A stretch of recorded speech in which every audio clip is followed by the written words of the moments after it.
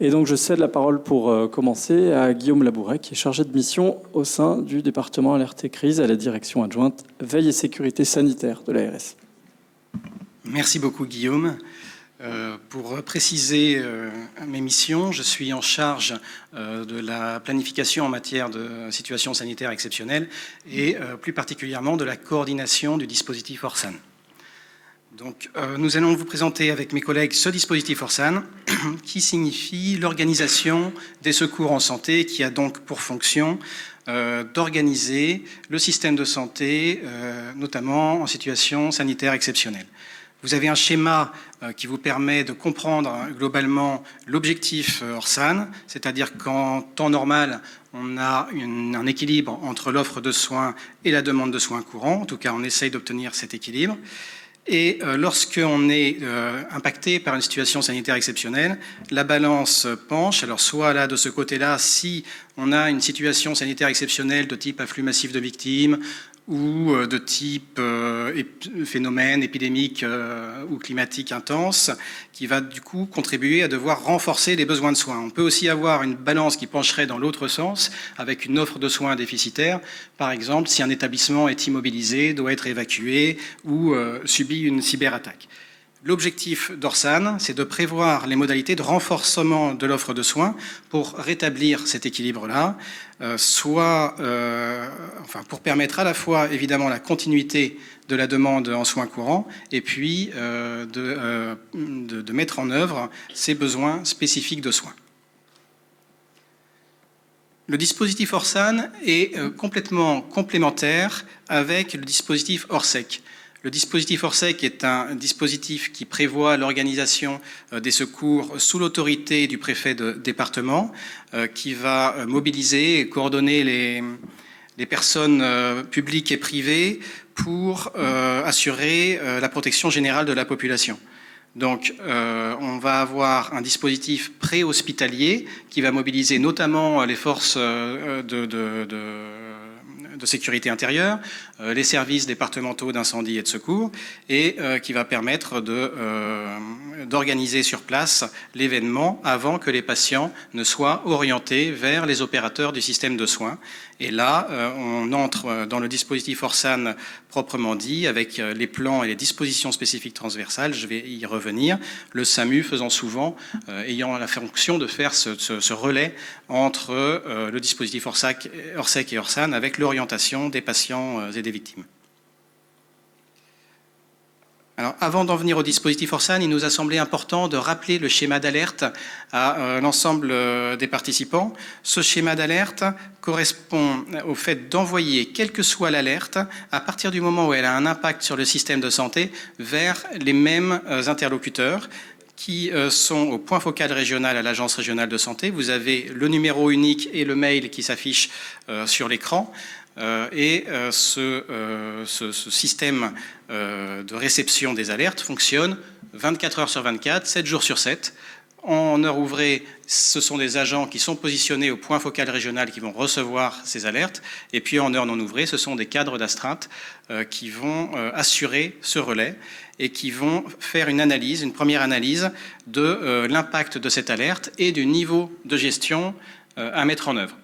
Donc on a 3 niveaux de gestion schématiquement qui vont s'activer. Soit les signaux qu'on reçoit sont des signaux courants qui rentrent finalement dans le système habituel de traitement de l'agence et auquel cas ils vont être transmis au service gestionnaire de l'ARS. Soit on a des signaux inhabituels mais avec des impacts limités sur le système de santé, et auquel cas, au niveau de l'agence, on va mettre en place ce qu'on appelle une plateforme de veille et d'urgence sanitaire renforcée, c'est-à-dire qu'on va veiller le signal, s'assurer qu'il est bien géré. Et puis, si on a un signal inhabituel qui a des conséquences importantes sur le système de santé, eh bien, nous allons pouvoir mettre une cellule de crise. On va mettre en place une cellule de crise à l'Agence régionale de santé qui s'appelle une CRAPS. C'est une cellule régionale d'appui et de pilotage sanitaire qui a 3 fonctions. La première fonction, c'est de pouvoir coordonner l'ensemble des opérateurs du système de santé. La deuxième, c'est de pouvoir assurer l'organisation et le relais des demandes d'appui que ces opérateurs pourraient faire à la CRAPS. Et puis, la dernière fonction, c'est aussi d'informer les autorités qui sont aussi impactées par cette situation et l'ensemble des opérateurs du système de santé qui peuvent aussi avoir à en connaître pour gérer aussi leur mission. Comment est structuré le dispositif Orsan? Alors, on a deux blocs. Un bloc sur la gauche qui est la planification opérationnelle Orsan, et puis on reviendra après sur le bloc de droite sur le programme capacitaire. Le bloc de gauche sur la planification opérationnelle, eh bien, il s'agit de l'analyse des risques qui peuvent peser sur le système et des modalités de réponse qu'on peut avoir pour ces différents risques. Et puis, le bloc de droite sur le programme capacitaire va correspondre aux moyens qu'ont notamment les opérateurs pour répondre à ces risques et à ces modalités de réponse. Donc, si je reviens sur le bloc de gauche, on voit d'abord une analyse de risque majeur, c'est-à-dire que vous trouverez, comme dans le schéma lorsqu'il sera publié, une description des risques, qu'ils soient naturels ou qu'ils soient technologiques, qui peuvent avoir un impact sur le système de santé.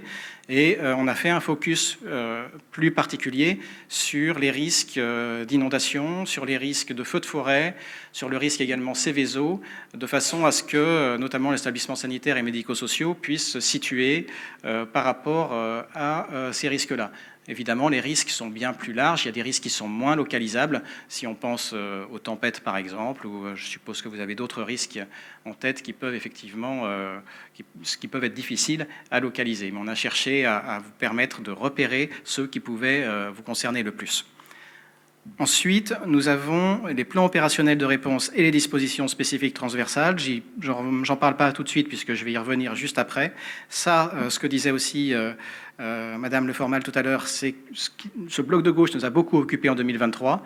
Celui de droite va plutôt représenter un travail de 2024 avec la création d'un plan de développement des capacités de prise en charge, un plan de formation au SSE qui correspondra aux 3 secteurs de l'offre, et un plan d'acquisition et de renouvellement des produits de santé et d'équipement. On va aussi y revenir à la fin de la présentation. Alors, pour faire le lien avec les changements suite à la parution du décret du 3 janvier, c'est un décret qui était largement attendu par les acteurs du système, qui n'apporte pas de surprise, mais qui vient cadrer justement tout ce que l'on indique ici. C'est-à-dire, concernant le dispositif Orsan, vous retrouvez à la fois les missions qui concernent les plans de réponse et la mobilisation des professionnels de santé, c'était le bloc de gauche, et puis également un programme pluriannuel sur la prise en charge des patients ou des victimes, la formation et l'attribution des moyens opérationnels qui correspondaient au bloc de droite. Un des autres pans décrits par ce décret du 3 janvier, c'est, Jeanne, les missions des ESRR. Là aussi, je passe très vite puisque ces missions vous seront présentées cet après-midi et donc, simplement, ce que je peux vous préciser, ce que je vais vous préciser ce matin, c'est qu'on a nommé 2 ESRR en région Bretagne. Le CHU de Rennes, qui est désigné pour l'ensemble des risques. Ces risques-là, on va vous les représenter dans les plans juste après. Et le CHU de Brest, qui est désigné, lui, pour le risque nucléaire et radiologique exclusivement.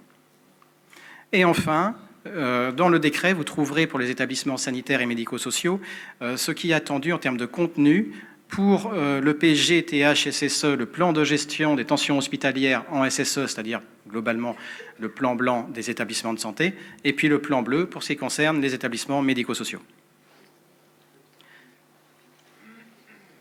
J'en arrive à la structuration du dispositif Orsan. Comment est-ce qu'il est structuré? On a 5 piliers et 8 dispositions spécifiques transversales. Ces 5 piliers correspondent aux différents risques. Nous avons l'Orsan médico-psychologique, l'Orsan AMAVI qui signifie afflux massif de victimes, l'Orsan NRC nucléaire, radiologique, chimique, l'Orsan REB, ce sont les risques épidémiques et biologiques, et l'Orsan EpiClim, c'est les risques épidémiques et climatiques. Nous avons également des dispositions spécifiques transversales qui vont venir en complément et en transversalité pour apporter des outils, quel que soit le risque, quel que soit le type d'événement auquel on pourrait être confronté. Par exemple, tout en haut, la DST ressources humaines va prévoir la mise en place de renforts humains avec un vivier qui soit local, régional, national et qui pourrait venir en appui des établissements touchés par un de ces risques-là.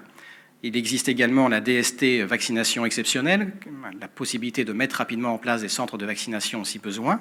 La DST soins critiques, pouvoir augmenter les lits de réanimation, d'USC, de soins intensifs. La DST EVASAN, qui veut dire évacuation sanitaire, qui permet de prévoir comment on va orienter un patient à l'extérieur de la Bretagne ou comment, à l'inverse, on va accueillir des patients d'une région étrangère.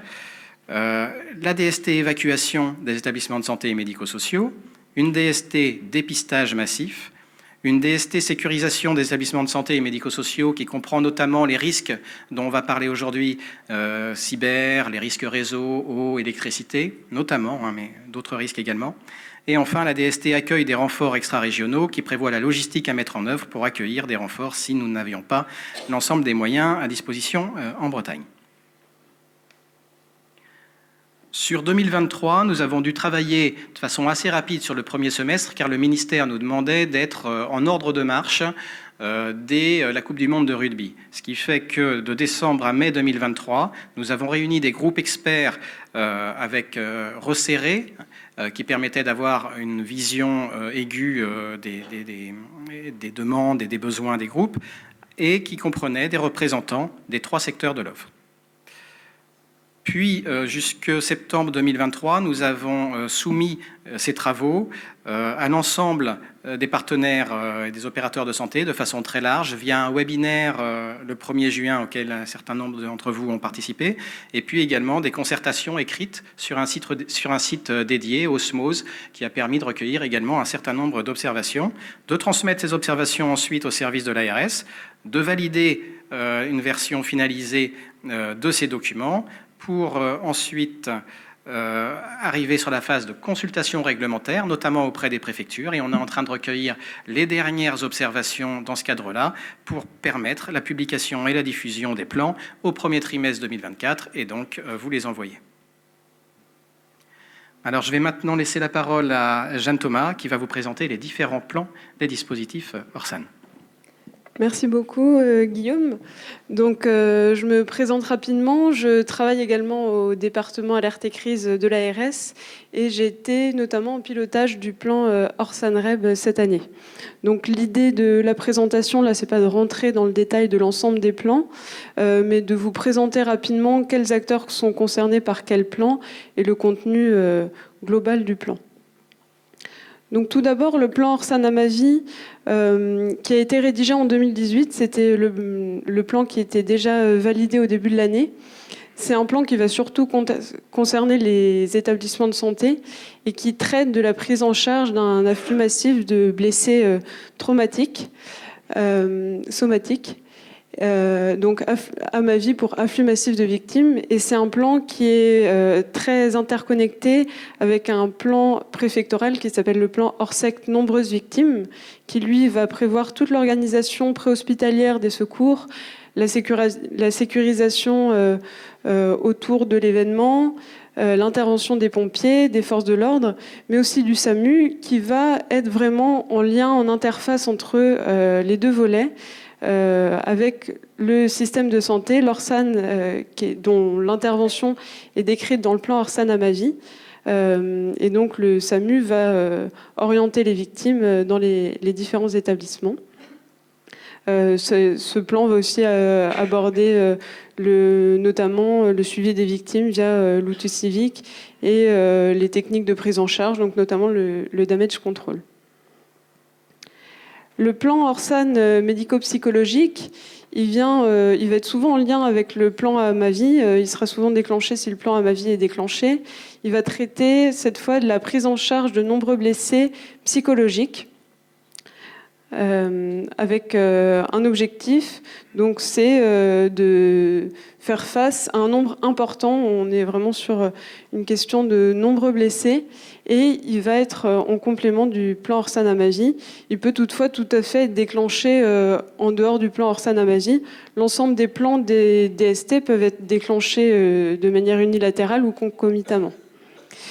Donc la réponse pour le plan Orsan Médico-Psy, elle est basée sur ce qu'on appelle les cellules d'urgence médico-psychologique.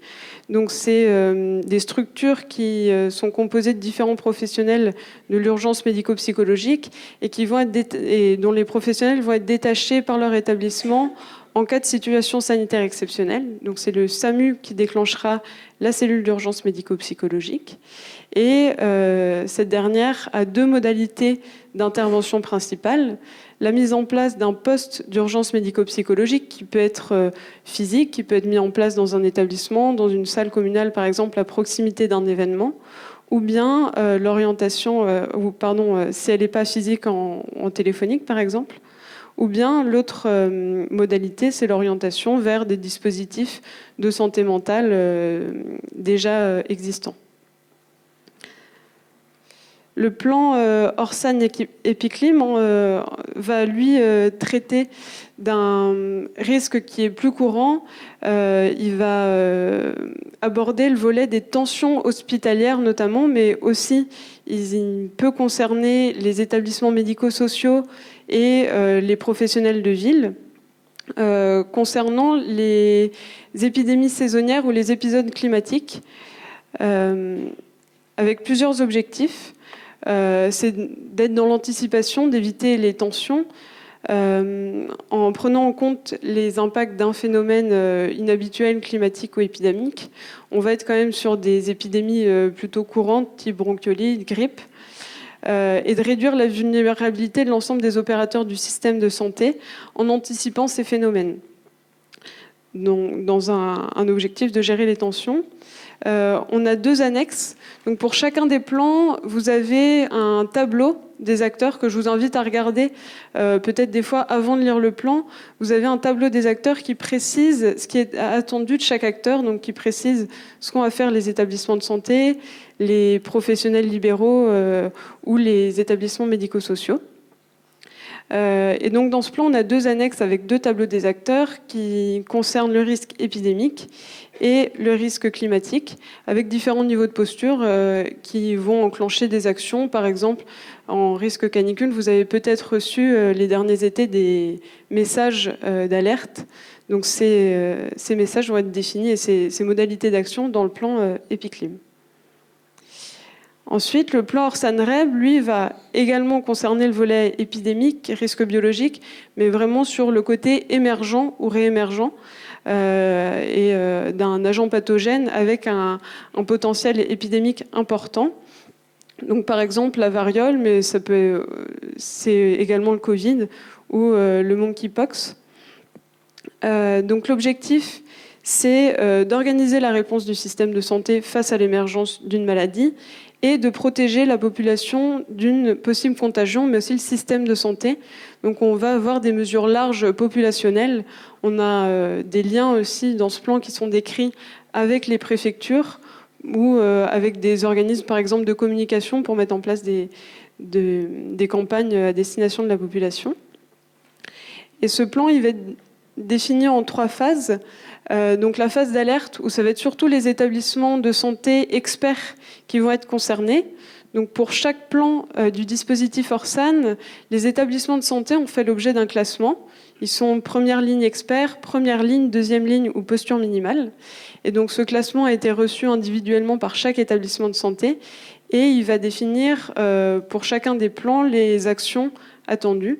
Ce classement, il dépend des capacités, par exemple si les établissements ont des urgences, des soins critiques, et du niveau de technicité à chaque période de déclenchement du plan. Donc pour la première partie, l'alerte, on va être surtout sur les établissements les plus experts qui vont pouvoir gérer des agents nouveaux. Et puis la phase de montée en puissance traite vraiment de l'élargissement, c'est le début de la phase épidémique, vers le reste du système de santé, donc notamment les professionnels de ville, les établissements qui sont classés deuxième ligne, voire posture minimale. Et puis enfin, la post-crise et le passage dans le courant de la maladie. Donc on va avoir ensuite le plan Orsan-NRC que je vais laisser Gaëlle Jankowski présenter parce qu'elle a piloté le plan. Je te laisse.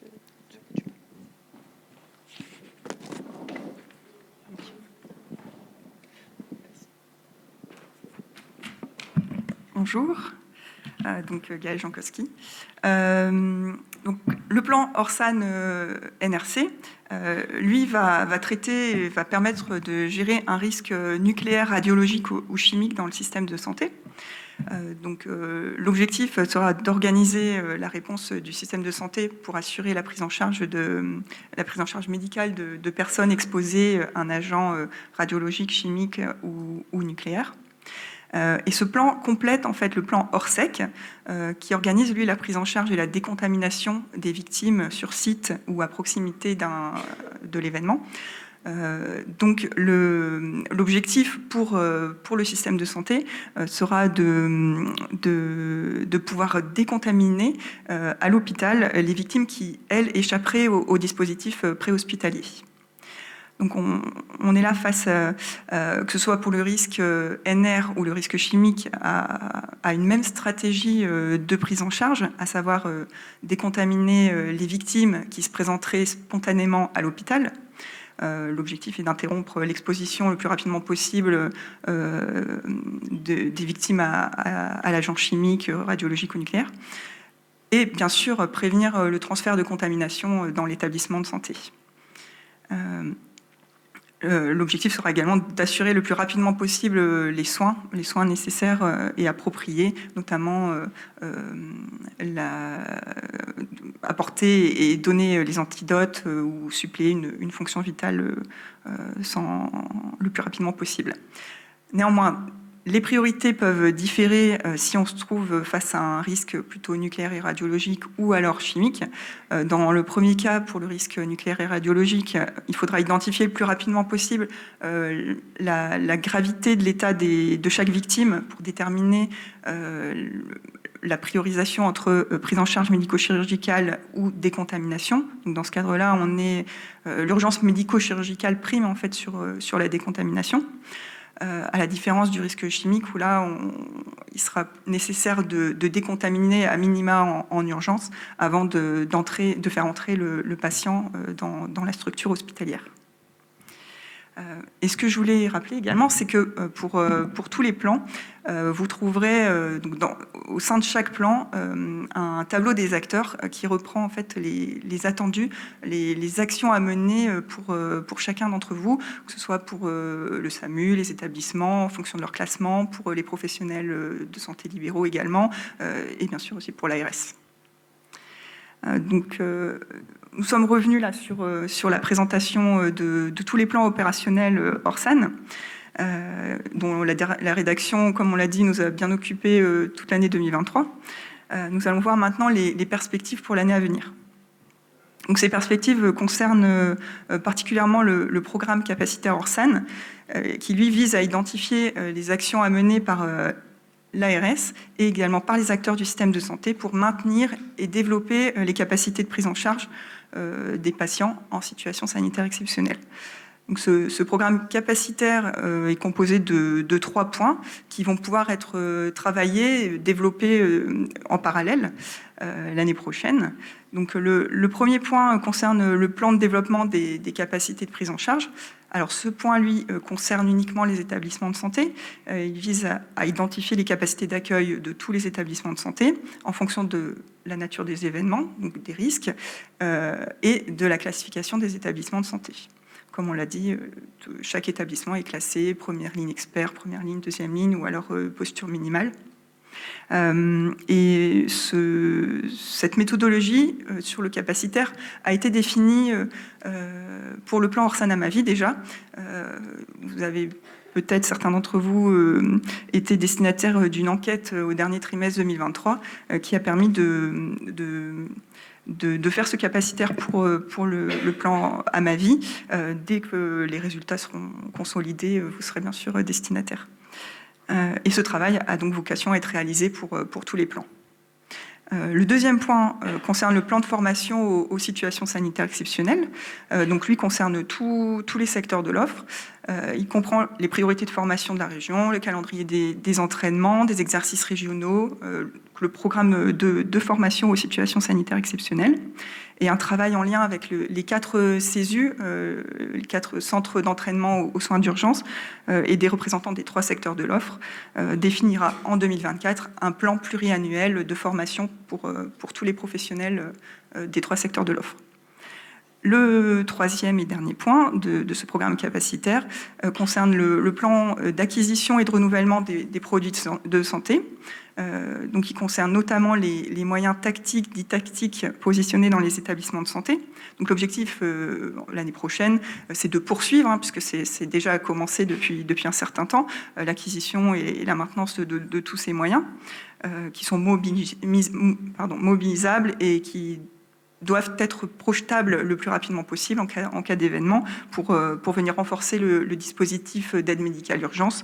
Donc là, on parle par exemple de postes sanitaires mobiles, d'équipements de protection individuelle, unités mobiles de décontamination hospitalière, etc. Alors pour développer ce programme capacitaire l'année prochaine, l'ARS va accompagner tous les acteurs du système de santé pour mettre en œuvre. Pour les professionnels de santé libéraux, cela va faire la participation des professionnels de santé libéraux, des centres et maisons de santé, ainsi que des CPTS, va faire l'objet d'une réflexion concertée en 2024. Alors, on est vraiment là au début d'une démarche, on le sait, on sait bien. Donc voilà, tout ça va être réfléchi ensemble et travaillé ensemble. Concernant les établissements médico-sociaux, donc l'objectif va être de décliner de façon opérationnelle le dispositif Orsan dans les plans bleus. L'ARS va aussi pouvoir accompagner les établissements médico-sociaux pour faciliter l'accès à la formation des professionnels des EMS, des établissements médico-sociaux. Et tout cela a pour objectif d'être formalisé, inscrit dans les CEPOM. Pour les établissements de santé, donc une feuille de route individualisée va formaliser les objectifs attendus pour chacun des établissements en fonction de leur classement Orsan, au regard des 5 plans Orsan. Et donc cela reprendra notamment les capacités de réponse des établissements de santé en fonction de chaque risque, également des objectifs de formation des professionnels aux situations sanitaires exceptionnelles, le plan d'acquisition des moyens, le cas échéant, et tout cela sera également inscrit dans les CEPOM. En conclusion, par cette présentation, on a souhaité mettre en lumière tout le travail autour du dispositif Orsan, tout le travail effectué l'année dernière avec vous, et mettre en lumière également donc, les enjeux à venir.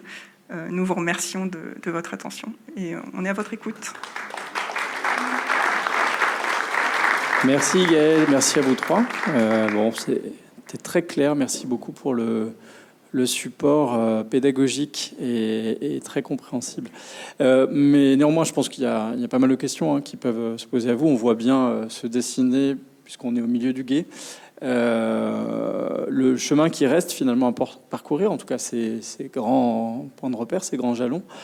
On peut constater qu'on a fait sur le courant de l'année 2023 finalement l'écriture du cadre, des règles de coordination, de communication, de travail concerté entre les acteurs du système de santé, et puis en partenariat aussi avec ceux de l'interministériel, vous l'avez rappelé au décours des plans préfectoraux.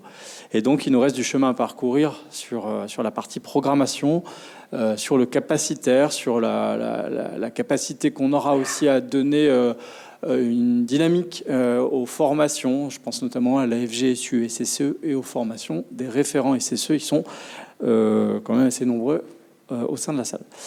Eh bien, écoutez, s'il y a des questions, on va commencer peut-être par la salle. Je regarde aussi le timing pour voir si on a la possibilité de prendre des questions à la fois dans la salle et puis à distance.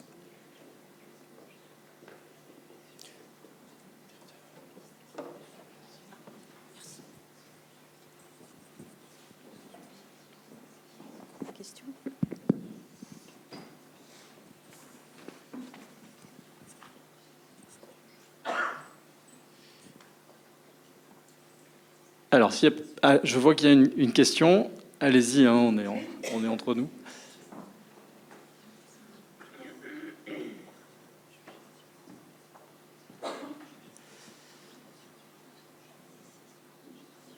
Oui, bonjour. Donc, je suis Ludivine Gauthier, je suis coordinatrice en CPTS sur le pays de Redon. Et dans le cadre de nos missions, on a maintenant la gestion de crise sanitaire. Il y a une trame nationale pour les CPTS et il est fait mention d'une formation qui doit être organisée en lien avec l'ARS et les acteurs, etc. Quand nous, on a interrogé les CESU, on n'a pas eu de réponse pour nous être formés référents sur les situations sanitaires exceptionnelles. Donc voilà, qu'est-ce qui va se passer sur 2024 ? On a vu que c'était à l'ordre du jour. Est-ce que vous avez des réponses ou des temporalités pour qu'on puisse se former sur ces questions en CPTS ? Alors, merci pour la question déjà. Effectivement, c'est un vrai sujet.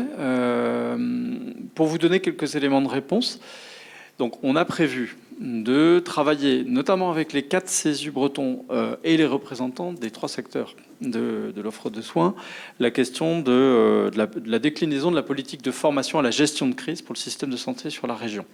Donc il faut qu'on fixe, encore une fois, des règles ou des principes de déclinaison de toutes ces formations qui vont logiquement rentrer en adéquation, en logique avec les besoins de formation des différentes entités et structures.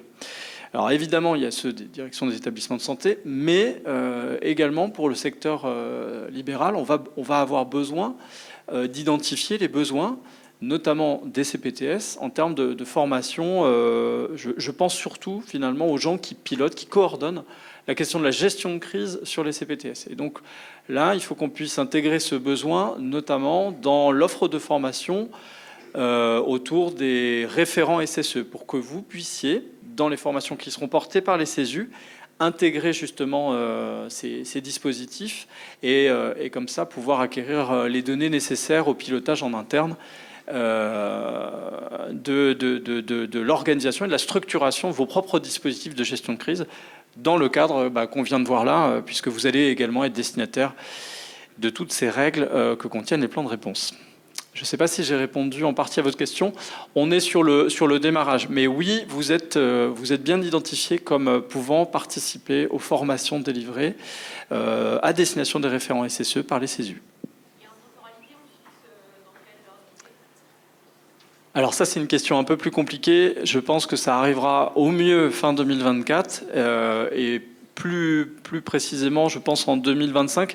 Il faut aussi qu'on tienne compte collectivement, et l'ARS en première intention, de l'agenda annuel des CESU dans la manière dont ils opèrent finalement la déclinaison de l'offre de formation qui est la leur. Et vu le timing, vu les échéances, raisonnablement, on peut s'arrêter sur 2025. On essaiera quand même de proposer quelque chose en 2024, mais sans certitude à l'heure actuelle. Est-ce qu'il y a d'autres questions ?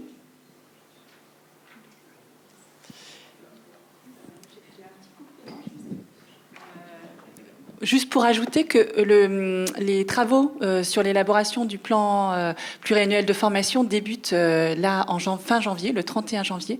On met en place un COPIL dans lequel l'inter-URPS va être associé et il y aura plusieurs groupes de travail, dont un qui se met en place en février, auquel des représentants des CPTS vont être associés. Donc les désignations sont en cours. On attend les retours là pour le 22 janvier pour pouvoir composer les différents groupes. Donc voilà, on va travailler toute l'année 2024 sur l'élaboration du plan, de façon à ce que le plan soit prêt début 2025 pour que les CESU l'intègrent dans ces formations. Donc je vois Madame Dehay qui veut poser une question.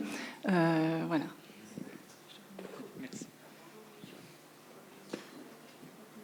Bonjour, oui, je voulais juste préciser, puisque je suis responsable médicale du CESU 22, qu'on a prévu une réunion des 4 CESU bretons sur ce sujet-là mi-février.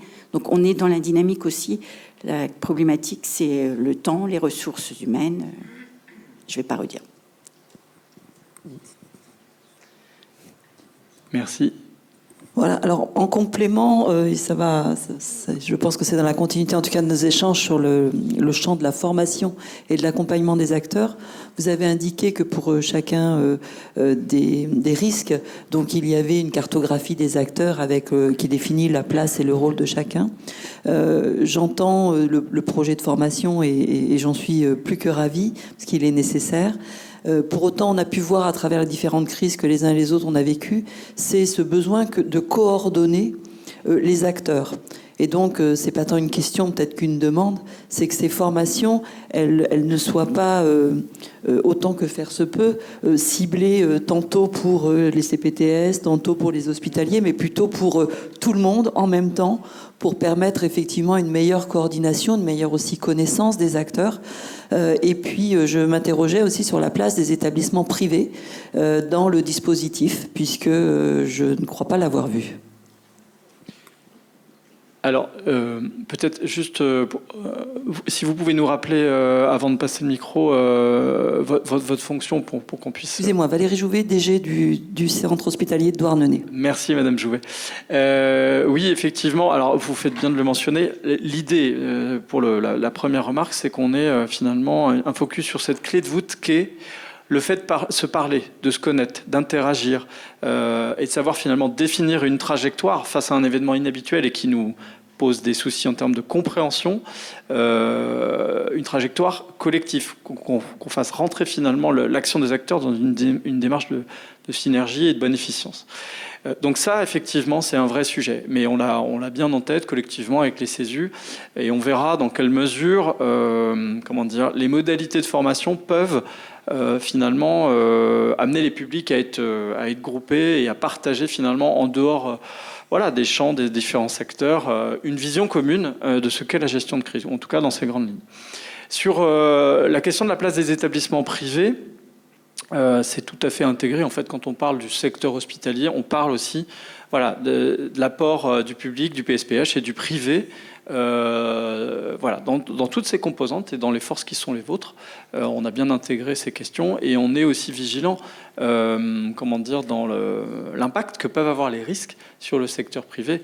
J'ai en tête comme ça la clinique de la Sagesse qui se situe tout près du stade de foot de Rennes et qui est exposé à un certain nombre de risques du fait de cette proximité.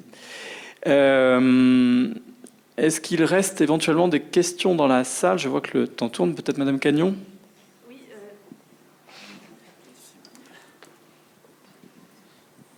Oui, bonjour, Sabine Cagnon, je suis directrice adjointe d'un dispositif d'appui à la coordination dans le Nord Finistère. Moi, ma question, elle portait sur le fait de savoir si les DAC sont inclus dans dans ces dispositifs ou pas et dans la réflexion, parce qu'on est de plus en plus, depuis le Covid aussi, mobilisés sur des situations de tension sur les gestions des lits, en lien avec les CPTS et les établissements. On a pu être fortement mobilisés pour le Covid. Récemment, on nous a sollicité pour la tempête. Je rejoins pleinement la question sur la coordination, en fait, entre tous les acteurs et l'intérêt de se former ensemble et de réfléchir à la coordination ensemble et donc de savoir si effectivement les DAC feront partie aussi de la réflexion. Complètement. Et je vais peut-être faire œuvre de transparence en vous disant que nous aussi, côté ARS, il faut qu'on prenne en compte un certain nombre d'acteurs qui, pour nous, sont émergents en gestion de crise, qui n'ont pas un passif et une expérience de gestion de crise importante. Les CPTS, les MSP, les DAC en font partie. Il faut qu'on s'habitue aussi à trouver finalement la bonne place, subsidiairement parlant, la place qui est la vôtre, pour qu'on puisse vous associer dans des dynamiques. Pour exemple, la tempête Kiran. Moi, j'ai trouvé très intéressant de voir finalement l'action des DAC en relais finalement d'un certain nombre de difficultés individuelles qui pouvaient émerger sur les territoires. Mais c'est quelque chose qui reste à consolider et sur lequel il faut que on co-construise et on porte une dynamique. Donc c'est un enjeu qui est identifié par l'agence et on va le rappeler de toute façon au décours des présentations que vous allez voir aujourd'hui, notamment pour la table ronde. On a aussi à cœur de pouvoir positionner clairement le rôle de ces nouveaux acteurs en appui du dispositif et en bonne harmonie avec les autres partenaires. Alors, s'il n'y a pas de questions complémentaires, je vais me tourner peut-être vers la partie à distance pour voir si on a des questions éventuellement sur le chat. Alors, il n'y a pas eu beaucoup de questions. Juste faire peut-être attention aux acronymes, parce qu'il y a plutôt une demande de précision de certains acronymes, comme les DST par exemple, ou le DAC, là, à l'instant. Voilà, il y aura peut-être qu'on pourra faire un complément pour la définition de la DST et ce que c'est exactement. Je ne suis pas sûr que ça a été... Très rapidement, pour effectivement répondre aux gens qui sont à distance, les DST, donc les dispositions spécifiques transversales, sont des outils, mais les collègues l'ont rappelé tout à l'heure, génériques, qui sont déclenchés en complément ou en autoportage, donc en complément éventuellement des plans de réponse du dispositif Orsan. C'est-à-dire que pour la DST évacuation sanitaire, vous allez pouvoir la déclencher dans un contexte d'afflux massif de victimes non contaminées ou dans un contexte de victimes contaminées quand on déclenche le plan NRC. Peu importe finalement l'événement source, si on a besoin d'une DST, on peut l'activer au sein du portefeuille d'outils qui nous est disponible. Donc les plans comme les DST, mais surtout les plans, doivent faire l'objet de déclinaison, on va le voir un petit peu plus tard, au sein des plans blancs et des plans bleus, ça a été rappelé tout à l'heure. Et même si ce n'est pas forcément mentionné tel quel dans le Code de santé publique avec l'arrêté qui vient de sortir, il faut pouvoir aussi reprendre les définitions des rôles des acteurs qu'on peut retrouver dans les DST ou qu'on peut retrouver dans les plans pour pouvoir plus facilement décliner ces annexes au sein des plans qui sont les vôtres, de manière à partager un langage commun en gestion de crise et une trajectoire partagée, coordonnée. Et juste un point complémentaire, je pense que le diaporama est de très bonne qualité, donc on nous demande si il sera possible de le diffuser aux participants à la fin. Je suis désolé, c'était une chose que je voulais vous dire tout à l'heure et j'ai oublié. L'ensemble de la séquence est filmé, sera rediffusé, donc vous aurez le lien pour les collègues qui ne peuvent pas assister ou qui ne sont pas connectés à distance.